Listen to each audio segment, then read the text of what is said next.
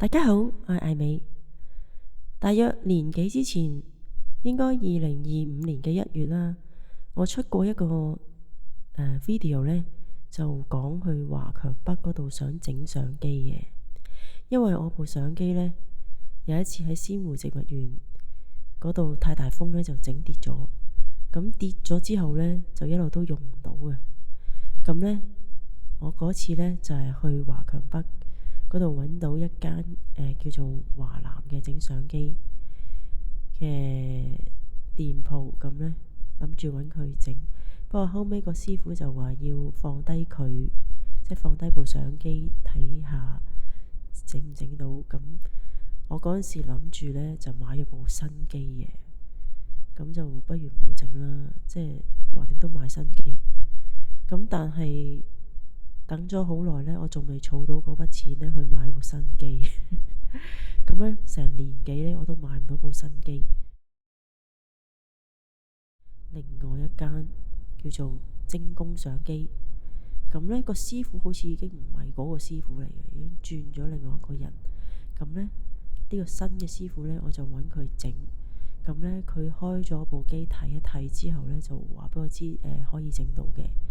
咁但係要放低1日，咁係第2日先至再返去拎咁樣咯。咁佢整呢，就幫我 fix 咗個鏡頭啦。因為嗰陣時跌落地嗰下係撞到個鏡頭，根本直情係佢已經唔識得去 zoom 噶啦。咁佢而家幫我整翻呢，就可以 zoom，可以照常影相嘅。咁但係呢，當佢整完之後呢，我再攞嚟影相就發現呢，會有啲好嚴重嘅偏色啊，即係嗰樣嘢如果係綠色呢，佢影出嚟唔係綠色咁樣咯。尤其是喺室外，譬如呢一張呢，影到啲樹呢，嗰啲樹本身係綠色嘅，但係影出嚟就變咗好紅色咁樣咯。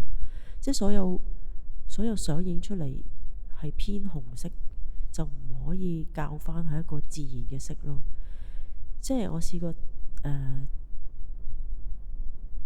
調校一下佢嗰個白平衡，但係都係唔得嘅。如果你 set 某啲白平衡呢，佢係更加紅得好緊要，好似呢啲咁樣咯。咁如果喺室內嗰度影呢，就好少少嘅，即係你校翻一個白平衡係燈光嗰種白平衡呢，咁佢就個色就冇偏得咁犀利，但係其實都有啲偏咁樣咯。如果只係偏少少色呢，可以喺後製嗰陣時呢，用一個叫做自動色階嘅功能試下去調整，都勉強可以用到嘅。即係如果室內咁，但係如果室外拍嗰啲呢，就根本佢偏到好嚴重，你點樣校自動色階佢都係唔可以有翻一個自然嘅色咯。咁我之後問翻嗰個幫我整機嗰個師傅呢，佢就話可能佢入邊嗰啲感光嗰啲元件呢，有啲壞啊。咁所以呢，當你室外嘅時候有紫外線嘅時候呢，咁佢就唔可以即係 catch 翻一個正常嘅色咁樣咯。佢話如果你要換嗰套嘢，咁就唔係幾划算嘅。如果要換咁可能好貴咯，咁你不如真係買嗰部新機啦咁樣。咁係咯，咁變咗呢，而家呢部機係可以用，但係會有個比較嚴重嘅色差。但係即係如果喺室外呢，就直情唔好用啦，因為呢，你點樣調校都調校唔翻一啲正常嘅色嘅。咁如果喺室內你又想用，咁咪用下咯，即係都可以玩下嘅。咁但係後製嗰陣時用翻少少嗰啲叫做自動色階嗰啲功能，咁就可以調翻即係比較好少少嘅色咁樣咯。